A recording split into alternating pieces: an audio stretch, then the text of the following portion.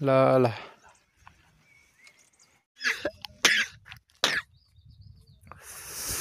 मौला मौला रे इश्क तेरा मौला रे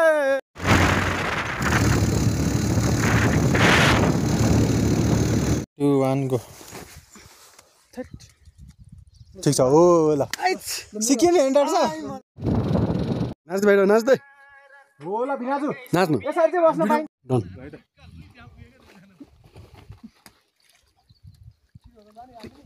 ल चीयर्स ल हिँड्ने क्या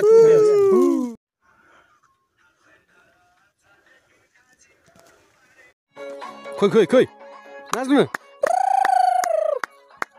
मायालाई के भन्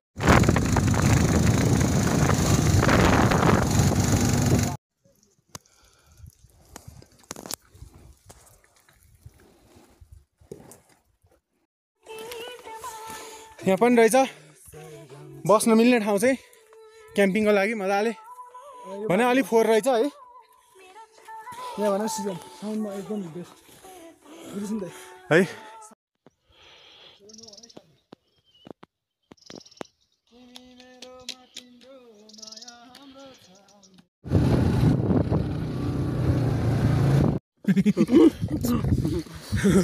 वान गो कत्रो ढुङ्गा हाने त अनि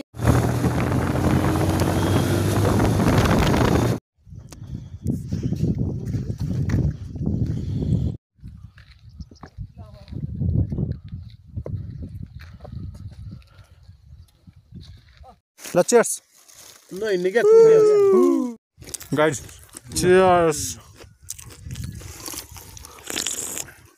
थाम्नै रहेछ नि यो ल्याउनु भाइ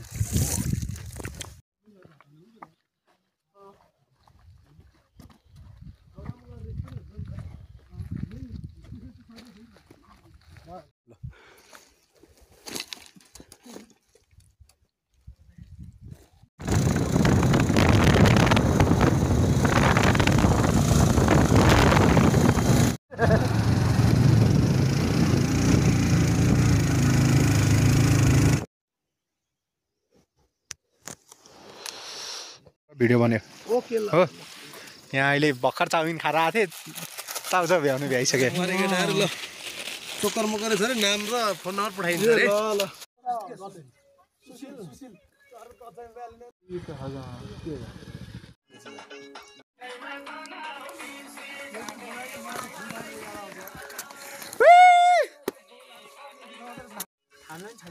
आन्ट गरेर हिँड्नु न म सक्छु भनेर हिँडिरह त सकिहालिन्छ भनेर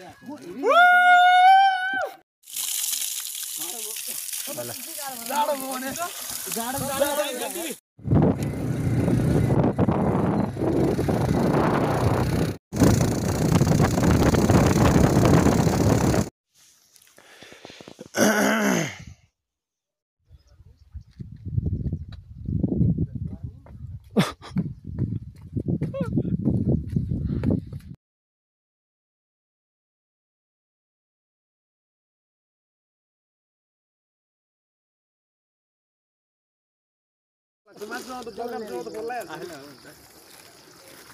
अब 1 घण्टा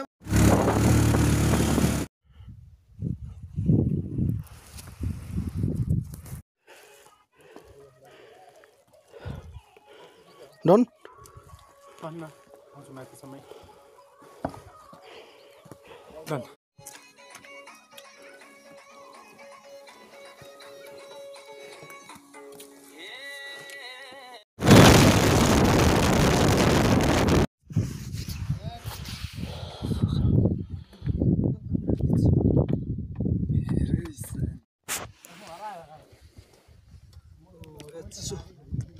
Jack Lau. Mo? Boss sir.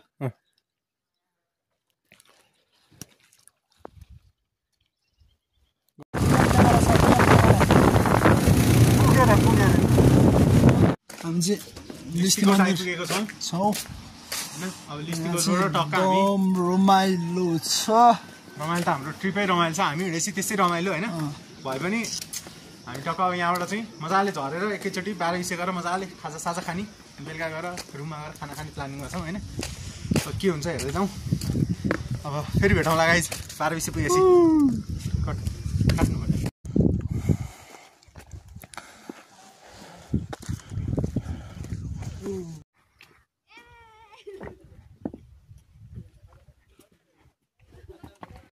यहीँबाट लिने हो क्या ल गाइज होइन हामी चाहिँ अब सूर्यकुण्ड के अरे भैरवकुण्ड घुम्न लागेको छौँ होइन दाइ घुम्ने हो देब्रे त घुम्नै हुँदैन नि हावा कुर्नु अरे नि भिनाजु सुइराखेर क्लकवाइज हान्नु त होइन गाइज के छ भाइ के भन्नु छ भन्नु ल पोखरीलाई दाहिने पार्ने हो समुद्र त त्यस्तो छ के ब्याग समुद्र त त्यस्तो छ भने के मैले बोकेर हामीले बोकेर आइछौँ क्या मन्दिर पूजा गर्ने मन्दिर कहाँ यही हो परमेश्वर ल घुमेर आउनु पहिला अनि पूजा गर्न आइपुग्छौँ क्या फेरि यहीँ गाइज होइन हामी चाहिँ कुण्ड घुम्नै भने होइन तर कुण्ड घुम्ने खालको बाटो चाहिँ खासै छैन होइन तैपनि we will try our best doctor साहब घुम्ने होइन त ल के अलि नसक्ने भन्दा त्यहीँ हो क्या अन्त सकिन्छ पानी त भरिँदो नि यस्तै हो यतापट्टि नि यस्तै स्लोपमा गएको छ क्या तलसम्म नजिन्छ हुन्छ कुण्डमा ननाउनु कुण्डमा हुँदैन हो कि तपाईँले भने मलाई मैले भनेको नि तर ननाउ जस्तो लाग्यो अहिले किन भन्नु त भोलि बेसो के हजुर गोसे कुण्डमा नि त पोखरीमै नआइन नि त पोखरीमै नआयो क्या त पोखरीमा होइन सर्लकै सुर्लुमै डुब्यो हो क्या हाम्रो दाइ छैन मसँग भने पौडी नै खेल्यो क्या त पौडी खेल्यो भन्नुहुन्छ चिसो हुन्छ उता त ढकल्दै कस्तो नि मुलको पानी थियो नि त बगिरहने हो यहाँ चाहिँ चिसो भएर बस्छ पानी यो चाहिँ कस्तो हो भने अब एकदम त्यो स्टिल वाटर क्या स्टिल वाटर अनि अब माथिबाट घुम्ने नि पानीमा त के हिँड्नु तपाईँ पो तपाईँ लाग्छ त होइन तपाईँ घुम्ने भने घुम्नु अरूलाई घुमे चाहिँ घुम्यो भने हामीले घुमेर नहुनु भयो यति कुरा होइन ल ल्याप्प फराल्ने हो याप्प फलाल्ने हो ओइ हिउँछ नि त त्यो माथि गएर तल झर्नुपर्छ नसकिन्न किन नसकिन्न छ भने यही भएर नसकिने होइन नसकिने भन्दा नि यस्तो रहेछ क्या डाक्टर साहब के रहेछ भने होइन यस्तो यो अलिकति अप्ठ्यारो भयो होइन एक त प्लस अलिक बढी पानी हुने पानी हुँदाखेरि होइन उता गएपछि छैन नि त अझ सकिन्छ जाउँ त्यहाँसम्म त त्यहाँसम्म त्यो क्रस गरेर भने हामी घुम्यौँ त्यो क्रस गरेर सिधा हामी घुम्छौँ है फेरि त्यहाँबाट त हेर्नु नि ट्रेनै छ अनि ल जाउँ ल माथिबाट चढौँ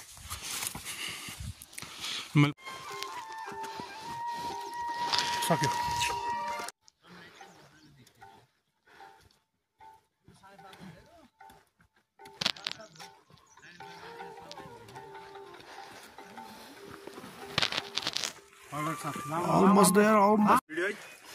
स्न्याप होइन स्न्यापबाट ल स्न्याप त खोलिदिनु पर्यो नि ठिक छ ल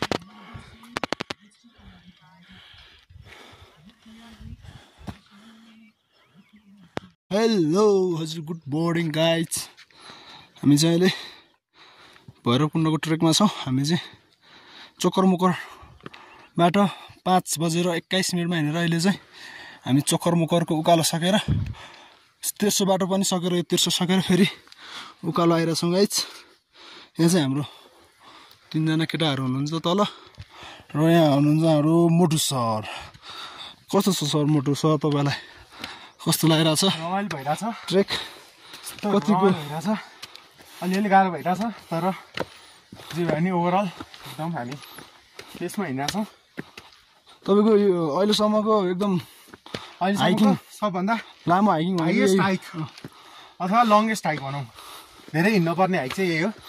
कस्तो फिल भइरहेछ तपाईँलाई? के नयाँ कुरा हाइकिङ एक्सपिरियन्स गर्न पाइएछ यही हो। तपाईँलाई यहाँको चाहिँ भनौँ न संरचनाहरू, बाटोको संरचनाहरूदेखि लिएर बाटोको संरचना चाहिँ दुई थरी भइदियो हुन्थ्यो जस्तो लाग्छ। एउटा यस्तै सिँढी, अर्को चाहिँ टक्क सिँढीकै साइडबाट एउटा नर्मल बाटो। हामी कहाँ आइपुगेछौँ? यो अलि 9 बजी छ गाइज। हामी चाहिँ करिब अब 1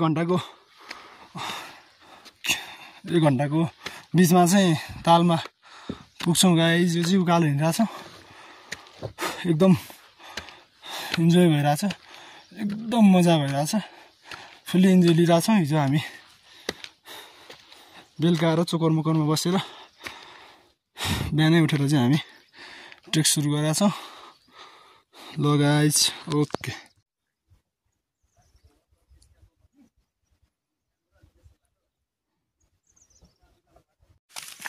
के अरे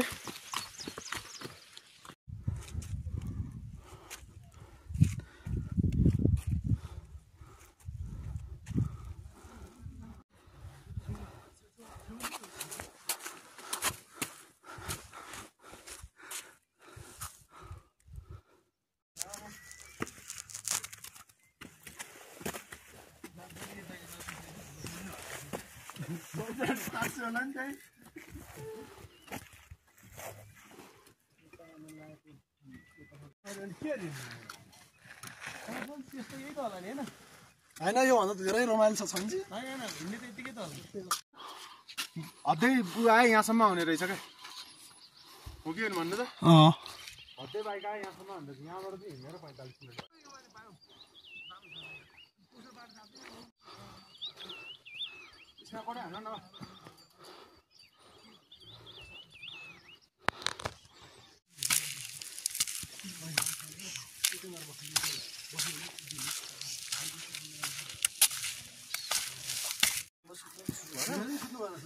एक थोपो सिधै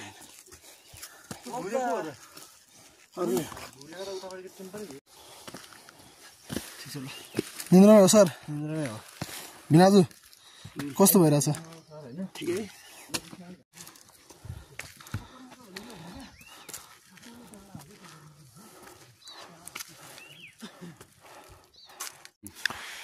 $3450 49 आइपुग्यो। अझै 300 मिटर 200 मिटर माथि जानुपर्छ होला। सर कस्तो हुँदैछ?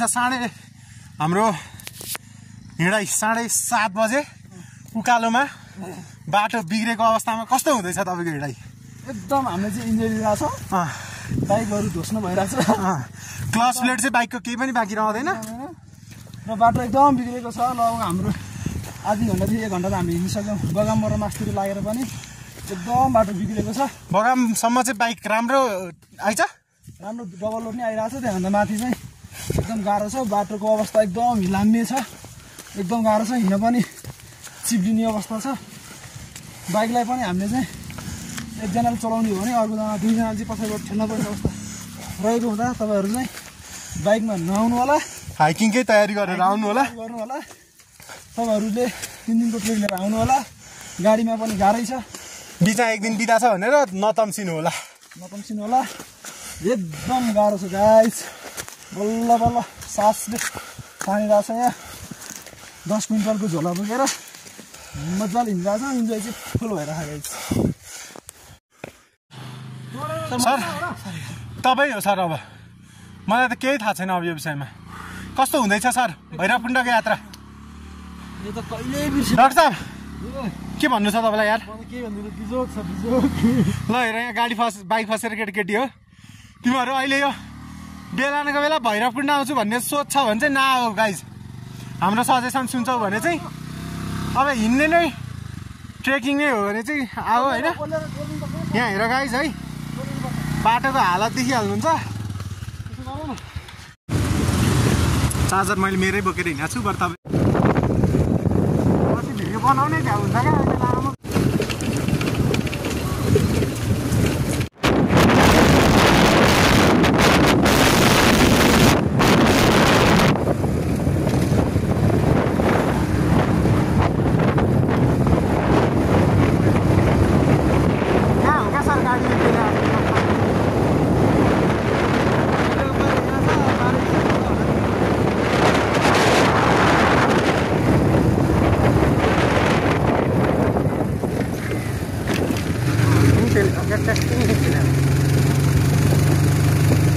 हाँ वाह वाह वाह नाम भइसक्यो मान्छे